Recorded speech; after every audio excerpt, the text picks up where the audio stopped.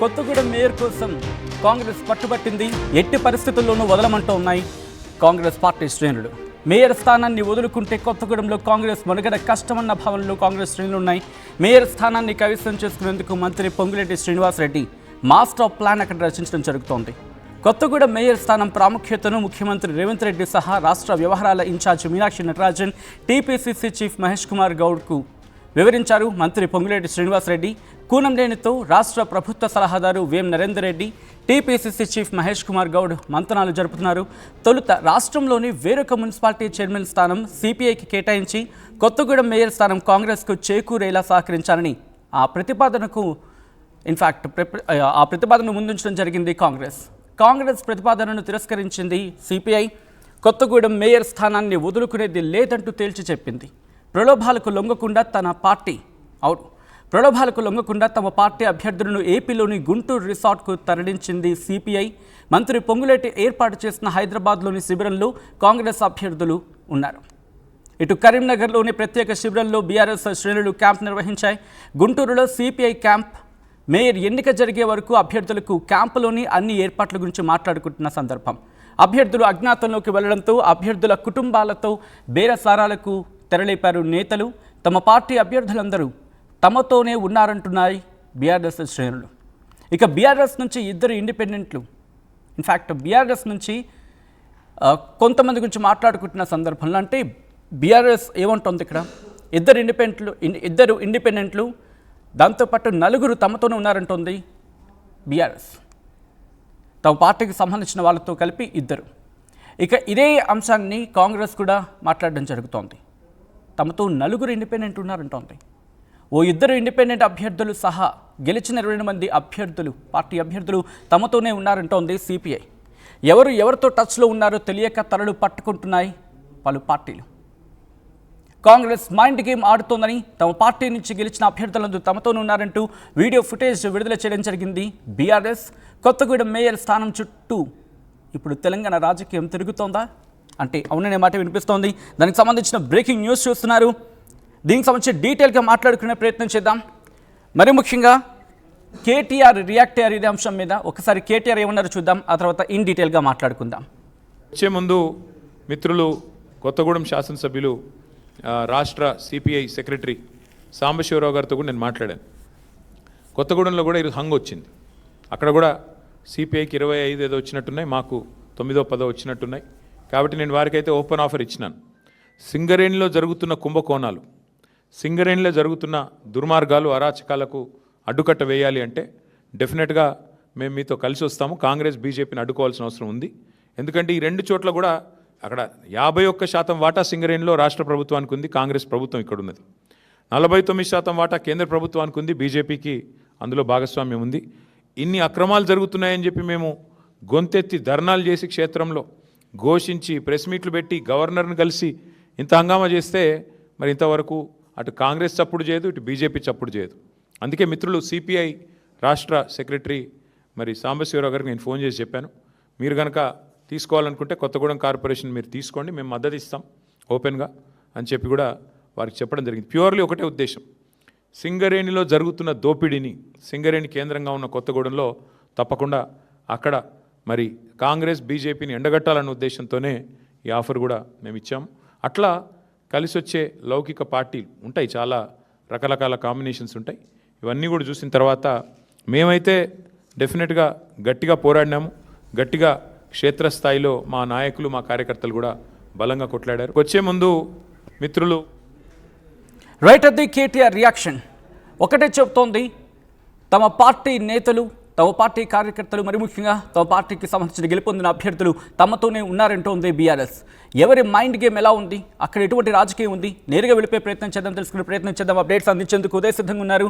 Uday, interesting పరిణామాలనే చెప్పుకోవాలి. మరి ముఖ్యంగా ఇక్కడ మాట్లాడుకున్న సందర్భంలో ఏం జరుగుతోంది, కొత్తగూడెంకి సంబంధించి మేయర్ ఆ పీఠం కోసం కాంగ్రెస్ పట్టుబట్టిన పరిస్థితి, బట్ అక్కడున్న క్యాలిక్యులేషన్స్ ఏంటి, అట్ ద సేమ్ టైం సాధ్యాసాధ్యాలు ఏంటి అక్కడ?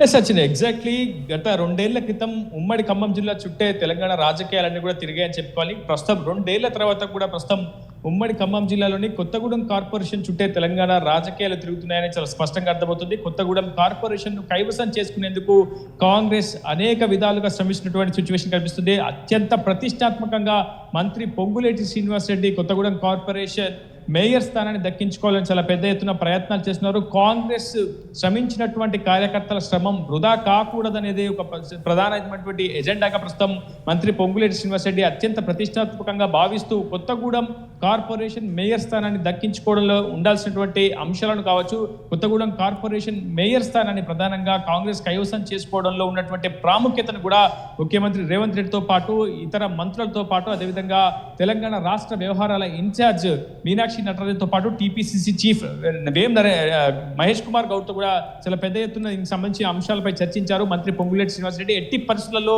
కొత్తగూడెం కార్పొరేషన్ మేయర్ స్థానాన్ని ఖచ్చితంగా కాంగ్రెస్ కైవసం చేసుకునేలా మంత్రి పొంగులేటి అయితే పావులు కదుపుతున్నారని చెప్పుకోవాలి. ఇకపోతే సిపిఐకి ఇప్పటికే బీఆర్ఎస్ ఓపెన్ ఆఫర్ ఇచ్చింది. బేషరతుగా సిపిఐకు అదేవిధంగా కార్పొరేషన్ మేయర్ స్థానాన్ని దక్కించుకోవడంలో తాము పూర్తి స్థాయిలో సహకారం మద్దతు అందిస్తామని స్వయంగా బీఆర్ఎస్ వర్కింగ్ ప్రెసిడెంట్ కూడా ప్రకటించి ఉన్నటువంటి నేపథ్యంలో అటు పూర్తి రాజకీయాలన్నీ కూడా కొత్తగూడెం కార్పొరేషన్ చుట్టే తిరుగుతున్నాయి. స్వయంగా సీఎం రేవంత్ రెడ్డి కూడా కొత్తగూడెం కార్పొరేషన్ అంశంపై పూర్తి స్థాయిలో దృష్టి సారిస్తున్నారు. అయితే సిపిఐ రాష్ట్ర కార్యదర్శి కూనంనేని సాంబశివరావు మాత్రం మరికొద్ది సేపు ఈ అంశంలో వేచి చూడాలన్నటువంటి ఒక భావనతో పూర్తి స్థాయిలో చర్చలు జరుపుతున్నారు. ఇప్పటికైతే అటు పార్టీకి సంబంధించినటువంటి అభ్యర్థులు చాలా పెద్ద ఎత్తున ప్రలోభాలకు గురవుతున్నారన్నటువంటి సమాచారంతో ప్రధాన రాజకీయ పార్టీలను కూడా అభ్యర్థులను పూర్తి స్థాయిలో సేఫ్ క్యాంపులకు తరలించేసినటువంటి సిచ్యువేషన్. నిన్న రాత్రి 2 గంటలకే అన్ని ప్రధాన రాజకీయ పార్టీలు కూడా తమ పార్టీ అభ్యర్థులను సేఫ్ క్యాంపులకు తరలించాయి. ప్రధానంగా సిపిఐ పార్టీకి సంబంధించినటువంటి 22 మంది అభ్యర్థులతో పాటు మరొక 2 ఇండిపెండెంట్లను అటు ఏపీలోని గుంటూరులో ఉన్నటువంటి ఒక రిసార్ట్ లో ఉంచినట్లు మనకు సమాచారం అవుతుంది. ఇకపోతే కాంగ్రెస్ కు సంబంధించి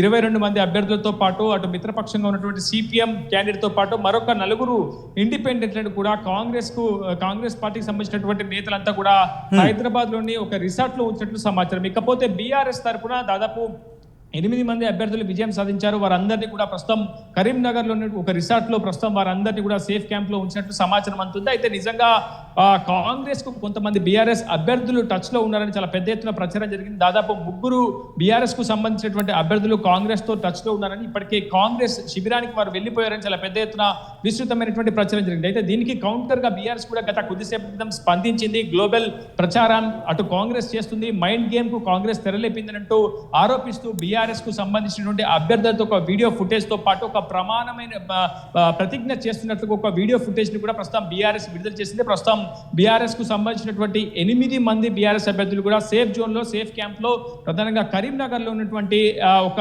క్యాంప్ లో వాళ్ళంతా కూడా తలదాచున్నట్లు మనకు సమాచారం అయితే అందుతుంది. మొత్తంగా ఏదేమైనప్పటికీ ప్రతి ప్రధాన రాజకీయ పార్టీలో ఒక భయాందోళన నెలకొన్నటువంటి సిచ్యువేషన్. ఎవరు ఏ పార్టీతో జత కడతారో, ఒకవైపు సిపిఐకి మరోవైపు కాంగ్రెస్ కి సరి సమానమైనటువంటి సంఖ్యాబలం ఉండడంతో అటు సిపిఐకి సంబంధించినటువంటి అభ్యర్థులకు కూడా గాలం వేసేందుకు కాంగ్రెస్ ప్రయత్నాలు చెబుతుంది. అంతర్గతంగా కొంతమంది నేతలను రంగంలోకి దింపి సిపిఐతో పాటు ఇండిపెండెంట్లకు కూడా గాలం వేసేందుకు కాంగ్రెస్ ప్రయత్నాలు చేస్తుంది. మరోవైపు అన్ని రాజకీయ పార్టీలకు సంబంధించినటువంటి గెలిచిన అభ్యర్థులంతా కూడా సేఫ్ క్యాంపుల్లో ఆశ్రయం ఉండడంతో వారి కుటుంబ సభ్యులతో మంతనాలు జరుపుతున్న సమాచారం. చాలా పెద్ద ఎత్తున బేరసారాలకు 2 ప్రధాన రాజకీయ పార్టీలు తెరలేపినట్టు సమాచారం అయితే అందుతుంది. అయితే ఎవరు ఎటువైపు వెళ్తారనేది మాత్రం చాలా పెద్ద ఎత్తున ఉత్కంఠ అయితే కొనసాగుతుంది. ఒకవైపు సిపిఐ మాత్రం కొత్తగూడెం కార్పొరేషన్ మేయర్ స్థానాన్ని తామే దక్కించుకుంటామని, ఖచ్చితంగా తాము చేసినటువంటి ప్రతిజ్ఞ నిలుపుకుంటామన్నటువంటి ఆలోచనతో సిపిఐ ముందుకు వెళ్తుంటే, కాంగ్రెస్ మాత్రం చాలా వ్యూహాత్మకమైనటువంటి ఆలోచనలకు తెరలేపుతుంది. ఒకవైపు అనేక ప్రతిపాదనలు సిపిఐ ముందు ఉంచినట్లు కూడా మనకు సమాచారం. స్వయంగా రాష్ట్ర ప్రభుత్వ సలహాదారుగా ఉన్నటువంటి వేం నరేంద్ర తో పాటు టీపీసీసీ చీఫ్ మహేష్ కుమార్ గౌడ్ కూడా ఇప్పటికే సిపిఐ రాష్ట్ర కార్యదర్శి కూనంనేని సాంబశివరావుతో ఫోన్ కాల్లో చర్చించినట్లు సమాచారం. మొదటగా రాష్ట్రంలో ఉన్నటువంటి మరొక మున్సిపాలిటీ చైర్మన్ స్థానాన్ని సిపిఐకి అప్పగిస్తామని, కొత్తగూడెం కార్పొరేషన్ మేయర్ స్థానాన్ని మాత్రం కాంగ్రెస్ కు చేకూర్చేందుకు సహకరించాలని కూడా సిపిఐ ముందు ఒక ప్రతిపాదనను కాంగ్రెస్ నేతలు ఉంచినట్టు సమాచారం. అయితే ఆ ప్రతిపాదనను పూర్తిగా సిపిఐ రిజెక్ట్ చేసేసింది. ఖచ్చితంగా వేరే ఎక్కడ తమకు స్థానం అవసరం లేదు, తాము గెలిచినటువంటి కొత్తగూడెం కార్పొరేషన్ లో తాము ఏర్పాటు చేసుకునేందుకు ప్రధానంగా కొత్తగూడెం కార్పొరేషన్ సంబంధించిన మేయర్ స్థానాన్ని తాము దక్కించుకునేందుకు అవకాశం ఉంది. ఖచ్చితంగా ఈ స్థానాన్ని సిపిఐకి ఇవ్వాలంటూ కూడా సిపిఐ పట్టుబడితో వచ్చింది. అయితే ప్రస్తుతం ఈ అంశాలన్నీ కూడా రాష్ట్ర స్థాయి నుంచి జాతీయ స్థాయి వరకు కూడా వెళ్ళాయి. సిపిఐ జాతీయ కార్యదర్శి నారాయణ కూడా ఈ అంశంలో చర్చించారు. అటు పార్టీ నేతలందరూ కలిసి జూమ్ కాల్లో కూడా చాలా పెద్ద ఎత్తున విస్తృతమైనటువంటి చర్చ జరిపారు. అయితే వీరంతా కలిసి అటు ముఖ్యమంత్రి రేవంత్ రెడ్డి కూడా కొన్ని ప్రతిపాదనలు చేసినట్లు సమాచారం అవుతుంది. అయితే ఆ ప్రతిపాదనలు ఏంటి, నిజంగా సీఎం రేవంత్ రెడ్డి అందుకు సహకరిస్తాడా లేదనే విషయం అటు ఉంచితే బీఆర్ఎస్ వర్కింగ్ ప్రెసిడెంట్ కేటీఆర్ బేషరతుగా తాము మద్దతిస్తున్నాము, బీజేపీ కాంగ్రెస్ వ్యతిరేక పార్టీలకు తాము పూర్తి స్థాయిలో అండగా ఉంటాము, సిపిఐ కొత్తగూడెం కార్పొరేషన్ ని కైవసం చేసుకునేందుకు అన్ని విధాలా సహకరిస్తామంటూ కేటీఆర్ చేసినటువంటి కామెంట్స్ తో ఒక్కసారిగా రాజకీయాలన్నీ కూడా మారిపోయాయని చెప్పుకోవాలి. ఒకవైపు బీఆర్ఎస్ స్వయంగా ముందుకొచ్చి ఆఫర్ ప్రకటించినటువంటి నేపథ్యంలో సిపిఐకి మాత్రం చాలా స్పష్టమైనటువంటి మెజారిటీని సంపాదించేందుకు బీఆర్ఎస్ మద్దతు అవసరం ఉంటుంది. అయితే బీఆర్ఎస్ అభ్యర్థులందరూ కలిసి సిపిఐకి మద్దతు ఇస్తారా లేదా అనేది మాత్రం వేచి చూడాల్సి ఉంది. ఎల్లుండి మేయర్ ఎన్నిక జరగబోతున్న నేపథ్యంలో ఇప్పటికే చాలా పెద్ద ఎత్తున అంతర్గతంగా బేరసారాలు జరుగుతున్నాయనేటువంటి ప్రచారం కూడా విస్తృతంగా జరుగుతున్నటువంటి నేపథ్యంలో కొత్తగూడెం కార్పొరేషన్ మేయర్ స్థానాన్ని కాంగ్రెస్ కైవసం చేసుకుంటుందా, సిపిఐ కైవసం చేసుకుంటుందా అనే అంశంపై చాలా పెద్ద ఎత్తున ఉత్కంఠ అయితే కొనసాగుతుంది. కానీ మంత్రి పొంగులేటి శ్రీనివాస్ రెడ్డి మాత్రం చాలా స్పష్టంగా కొత్తగూడెం కార్పొరేషన్ మేయర్ స్థానాన్ని కాంగ్రెస్ కైవసం చేసుకోకుంటే కొత్తగూడెం నియోజకవర్గంలో కాంగ్రెస్ భూస్థాపితమైనట్లు కూడా కేడర్ భావిస్తున్నట్లు కేడర్ యొక్క ఇష్టాలను కూడా పూర్తిగా అధిష్టానానికి వివరించే ప్రయత్నం చేశారు. ముఖ్యమంత్రి రేవంత్ రెడ్డితో పాటు అటు టీపీసీసీ చీఫ్ తో కూడా మంత్రి పొంగులేటి శ్రీనివాస్ రెడ్డి సంభాషించారు. మీనాక్షి నటరాజన్ దృష్టికి కూడా ఈ అంశాన్ని తీసుకువెళ్లాడు. కొత్తగూడెంలో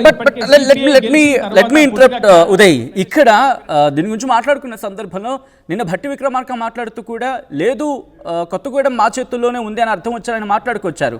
ఇన్ఫాక్ట్ కమ్యూనిస్ట్ పార్టీలతో కూడా మేము మాట్లాడాం, వాళ్ళ మద్దతు కూడా మాకే ఉంది అని అర్థం వచ్చినప్పుడు బహుశా పూర్తిగా కాంగ్రెస్ గూటికి వెళ్ళిపోయింది అనుకున్న సందర్భం. అంటే కాంగ్రెస్ అలాగే సిపిఐకి సంబంధించి బట్ ఎందుకు మళ్ళీ రైజ్ అవుతోంది అండ్ ఇక్కడ కమ్యూనిస్టు పార్టీ నుంచి ఎటువంటి మీరు అన్నట్టుగా ఎటువంటి రెస్పాన్స్ పూర్తి స్థాయిలో ఉంది. మరీ ముఖ్యంగా మాట్లాడుకునే సందర్భంలో రేపు మహా అయితే ఇంకొక 24 గంటలు మాత్రమే గట్టిగా ఉంది.